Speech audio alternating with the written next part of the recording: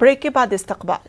गाजियाबाद दिल्ली के बॉर्डर पर UP BJP के लीडर अमित वाल्मीकि और उनके हामियों के साथ मारपीट और तोड़फोड़ मामले में थाना कोशमू में 200 लोगों के खिलाफ एफआईआर दर्ज की गई है।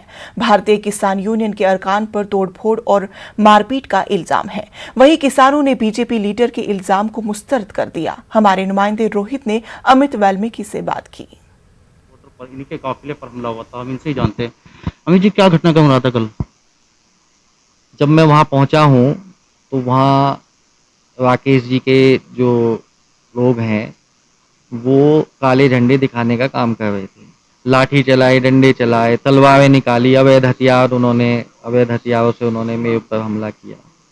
तो वहाँ से मैं जान बचा करके भागा हूँ। अमित जी, सवाल जानना चाहते हैं। किसानों की तरफ से प्रतिक्रिया आई है कि बीजेपी के कार्यकर्ता मंच पर कब्जा करना चाहते थे, हुड़दंग मचा रहे थे। इस पर क्या प्रतिक्रिया? नहीं, वो झूठ बोलते हैं। हम बहुत दूर थे उनके मन से। और दूसरी बात ये कि उन्होंने 29 तारीख को ही ये प्लान तैयार कर लिया था।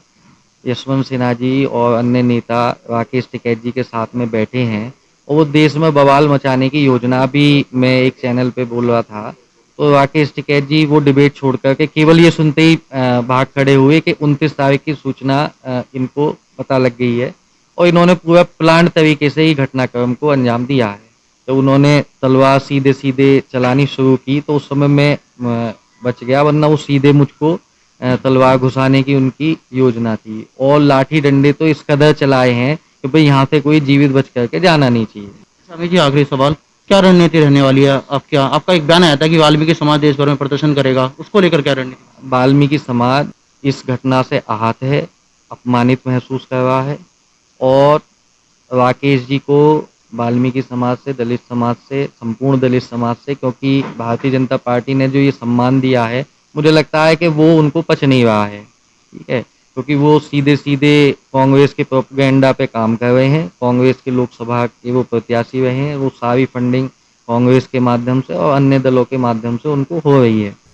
तो मुझे लगता है उनको माफ़ी मांगनी चाहिए।